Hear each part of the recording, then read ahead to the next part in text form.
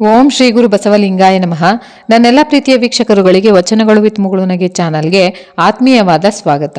ಸ್ನೇಹಿತರೆ, ಇಂದಿನ ವಿಡಿಯೋದಲ್ಲಿ ಹಡಪದ ಅಪ್ಪಣ್ಣನವರ ಧರ್ಮಪತ್ನಿ ಲಿಂಗಮ್ಮನವರ ಬಗ್ಗೆ ಮಾತಾಡ್ತಿದ್ವಿ ಸ್ನೇಹಿತರೆ. ಅದರ ಮುಂದುವರೆದ ಭಾಗವನ್ನ ಇಂದಿನ ವಿಡಿಯೋದಲ್ಲಿ ನೋಡೋಣ.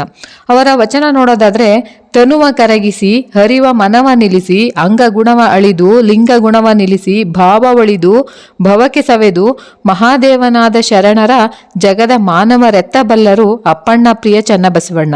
ಮನವ ನಿಲ್ಲಿಸಿಹದನೆಂದು ಆ ಮನದ ನೆಲೆಯ ಕಾಣದೆ ಅರುಹು ಮರೆವಗೊಳಗಾಗಿ ಕಳವಳವ ಒಂದು ಮಾಡಿ ಚಿಂತೆ ಸಂತೋಷವನ್ನ ಒಡಲು ಮಾಡಿ ಭ್ರಾಂತುಗೊಂಡು ಈ ತಿರುಗುವ ಮನುಜರಿರ ನೀವು ಕೇಳಿರೋ, ಮನವ ನಿಲ್ಲಿಸುವುದಕ್ಕೆ ಶರಣರ ಸಂಘ ಬೇಕು, ಜನನ ಮರಣವ ಗೆಲ್ಲಬೇಕು. ಗುರುಲಿಂಗ ಜಂಗಮದಲ್ಲಿ ವಂಚನೆ ಇಲ್ಲದೆ ಮನ ಸಂಚಲನವ ಹರಿದು ನಿಶ್ಚಿಂತವಾಗಿ ನಿಜವ ನಂಬಿ ಚಿತ್ತ ಸುಧಾನವಾದದಲ್ಲದೆ ಮನದೊಳಗೆ ಲಿಂಗವು ಅಚ್ಚೊತ್ತಿದಂತಿರಬೇಕೆಂದರು ಬಸವಣ್ಣನವ ಶರಣರು. ನಮ್ಮ ಅಪ್ಪಣ್ಣ ಪ್ರಿಯ ಚನ್ನಬಸವಣ್ಣ ಸ್ವಸ್ಥ ಮನದಿಂದ ಸ್ವಸ್ಥ ಕಾಯ, ಸ್ವಸ್ಥ ಕಾಯದಿಂದ ಸುವಿಚಾರ, ಸುವಿಚಾರದಿಂದ ಸದಾಚಾರ, ಸದಾಚಾರದಿಂದ ಸದ್ಭಾವ, ಸದ್ಭಾವದಿಂದ ನಿರ್ಭಾವವಾಗುವುದೇ ಅಂಗಲಿಂಗ ಸಾಮರಸ್ಯ ಅನ್ನೋದನ್ನ ಲಿಂಗಮ್ಮನವರು ಅದ್ಭುತವಾಗಿ ಇಲ್ಲಿ ಹೇಳ್ತಾರೆ. 108 ಬಗೆಯ ಒಳ ಮಿಡಿತಗಳಿಂದ ಕೂಡಿ ಚಂಚಲತೆಯಿಂದ ತೈದಾಡುತ್ತಿರುವ ತನ್ನ ಮನಸ್ಸನ್ನ ವ್ಯಕ್ತಿಯು ಒಂದು ಹತೋಟಿಗೆ ತಂದುಕೊಂಡು ಶಿವಶರಣರ ಒಡನಾಟದಲ್ಲಿ ತಂದುಕೊಂಡು ಒಳ್ಳೆಯ ನಡೆ ನುಡಿಗಳಿಂದ ಬಾಳುತ್ತಿರುವ ಸಂಗತಿಯನ್ನು ಈ ವಚನದಲ್ಲಿ ಹೇಳಲಾಗಿದೆ. ನೆನಹುತ್ತಿದೆ ಮನ, ದುರ್ವಾಸನೆಗೆ ಹರಿಯುತ್ತಿದೆ ಮನ, ಕೊನೆಗೊಂಬೆಗೆ ಎಳೆಯುತ್ತಿದೆ ಮನ, ಕಟ್ಟಿಗೆ ನಿಲ್ಲದು ಮನ ಬಿಟ್ಟೆಡೆ ಹೋಗದು ಮನ, ತನ್ನಿಚ್ಛೆಯಲಾಡುವ ಮನವ ಕಟ್ಟಿಗೆ ತಂದು ಗೊತ್ತಿಗೆ ನಿಲ್ಲಿಸಿ ಬಚ್ಚ ಬರಿಯ ಬಯಲಿನೊಳಗೆ ಒಡಲಾಡುವ ಶರಣರ ಪಾದದಲ್ಲಿನ ನಾ ಬೆಚ್ಚಂತಿದ್ದೇನಯ್ಯ ಅಪ್ಪಣ್ಣ ಪ್ರಿಯ ಚನ್ನಬಸವಣ್ಣ. ಇಂತಹ ಒಂದು ಅದ್ಭುತವಾದ ವಚನಗಳನ್ನ ಕೇಳ್ತಾ ಇದ್ರೆ ಮೈಯೆಲ್ಲ ರೋಮಾಂಚನವಾಗ್ಬಿಡುತ್ತೆ.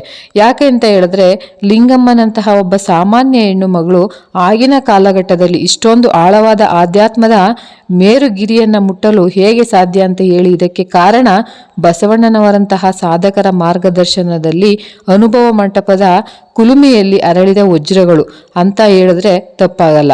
ಹಡಪದ ಅಪ್ಪಣ್ಣನವರ ಪತ್ನಿ ಲಿಂಗಮ್ಮನವರು ತಮ್ಮ ಮನದ ಭಾವನೆಯನ್ನ ಈ ವಚನದಲ್ಲಿ ಹಂಚಿಕೊಂಡಿರುವುದನ್ನು ಗಮನಿಸಿದ್ರೆ ಗೊತ್ತಾಗುತ್ತೆ.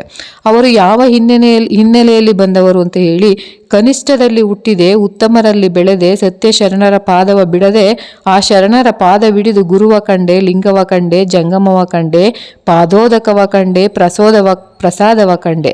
ಇಂತಿ ವರನ್ನ ಕಂಡೆನ್ನ ಕಂಗಳ ಮುಂದಣ ಕತ್ತಲೆ ಹರಿಯಿತು, ಕಂಗಳ ಮುಂದಣ ಕತ್ತಲೆ ಹರಿಯಲೊಡನೆ ಮಂಗಳದ ಮಹಾ ಬೆಳಗಿನೊಳಗೊಳಲಾಡಿ ಸುಖಿಯಾದೆನಯ್ಯ ಅಪ್ಪಣ್ಣ ಪ್ರಿಯ ಚನ್ನಬಸವಣ್ಣ.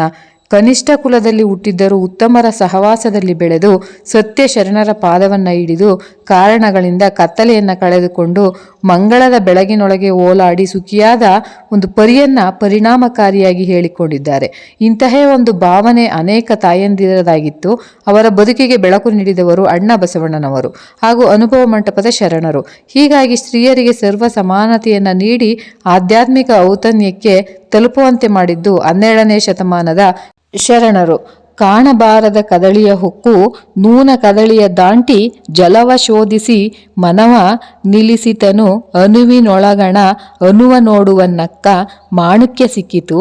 ಆ ಮಾಣಿಕ್ಯವ ನೋಡಿದನೆಂದು ಜಗದ ಮನುಜರೇ ಮರೆದು ತಾನು ತಾನಾಗಿ ಜ್ಞಾನ ಜ್ಯೋತಿಯ ಬೆಳಗಿನೊಳಗೊಳಲಾಡಿ ಸುಖಿಯಾದೆನಯ್ಯ ಅಪ್ಪಣ್ಣ ಪ್ರಿಯ ಚನ್ನಬಸವಣ್ಣ. ಎಂಥ ಅದ್ಭುತವಾದ ವಚನ ನೋಡಿ. ಇದರಲ್ಲಿ ಲಿಂಗಮ್ಮನವರು ವ್ಯಾವಹಾರಿಕವಾಗಿ ಭಾಷೆಯನ್ನು ಬಳಸಿಕೊಂಡು ಅದರಲ್ಲಿ ಸಾಹಿತ್ಯಾಕಾಂಶಗಳನ್ನು ತುಂಬಿ ಆಧ್ಯಾತ್ಮಿಕ ಸಾಧನೆಯ ತುದಿ ಶಿಖರವಾದ ಮುಕ್ತಿಯ ಹಂತವನ್ನು ಚಿತ್ರಿಸಿದ್ದಾರೆ.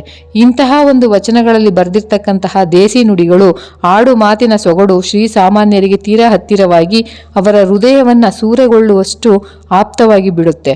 ಲಿಂಗಮ್ಮನವರ ನೀತಿ ಬೋಧನೆ ಕತ್ತಿಯ ಮನೆಯಂತೆ ಹರಿತವಾದರೂ ಅವುಗಳ ಹಿಂದೆ ಸಹೃದಯತೆಯ ಅಂತಃಕರಣೆಯ ಲೇಪವಿರುವುದನ್ನು ನಾವು ಅಲ್ಲಗಳೆಯುವಂತಿಲ್ಲ. ಲಿಂಗಮ್ಮನವರು ಬಳಸಿಕೊಂಡ ಭಾಷೆಯಲ್ಲಿ ಪಾಂಡಿತ್ಯದ ಕೊರತೆ ಇದ್ದರೂ ಪಕ್ವತೆ ಪ್ರೌಢಿಮೆ ಹೆಚ್ಚು ಸಾಕಷ್ಟು ಒಳಗೊಂಡಿದೆ. ಹಾಗೇನಿಲ್ಲ ಅಲ್ಲಲ್ಲಿ ಕಾವ್ಯಾಂಶದ ಒಂದು ಮಿಂಚು ಹೊಳೆದಿದೆ. ಈ ರೀತಿಯಾಗಿ ಲಿಂಗಮ್ಮನವರ ಒಟ್ಟು ವಚನಗಳು ಉಳಿದ ಶಿವಶರಣೆಯರ ವಚನಗಳಂತೆಯೇ ಕಂಡು ಬಂದರೂ ಅವುಗಳಲ್ಲಿ ತಮ್ಮದೇ ಆದ ಒಂದು ವೈಶಿಷ್ಟ್ಯವನ್ನು ನಾವು ಗಮನಿಸಬಹುದು. ಸಾತ್ವಿಕ ಧೈರ್ಯ, ನ್ಯಾಯ, ನೀತಿಗಳು ಲಿಂಗಮ್ಮನನ್ನ ಉಳಿದ ಶರಣೆಯರಿಗಿಂತಲೂ ಕೂಡ ವಿಭಿನ್ನವಾದ ಸ್ಥಾನದಲ್ಲಿ ನಿಲ್ಲಿಸುತ್ತೆ. ಲಿಂಗಮ್ಮನವರು ಹೇಳಬೇಕಾದದ್ದನ್ನ ಮುಚ್ಚುಮರೆಯಿಲ್ಲದೆ ಬಿಚ್ಚು ನುಡಿಯಿಂದ ಪೆಟ್ಟೊಂದು ತುಂಡೆರಳಾದಂತೆ ಹೇಳುವ ಮನೋಭಾವದವರು, ಸಹೃದಯದವರು. ಮೆಚ್ಚಿಕೊಳ್ಳಲೇಬೇಕಾದಂತಹ ಲಿಂಗಮ್ಮನವರ ಸಾತ್ವಿಕ ಕೋಪದ ವಿಶೇಷತೆಯನ್ನ ಇಲ್ಲಿ ಗಮನಿಸಬೇಕು ನಾವು.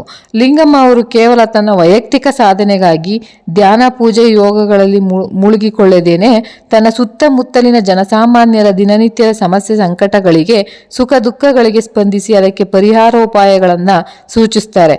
ತೀರಾ ಸಾಮಾನ್ಯಸ್ಥರಿಂದ ಅತ್ಯಂತ ಕೆಳವರ್ಗದವರಿಂದ ಎದ್ದು ಬಂದ ಶ್ರೀ ಒಬ್ಬರು ಸಾಧಿಸಿದ ಆ ಆಧ್ಯಾತ್ಮಿಕ ಸಿದ್ಧಿ ವಿಸ್ಮಯವನ್ನ, ರೋಮಾಂಚನವನ್ನ ಹುಟ್ಟಿಸುತ್ತೆ.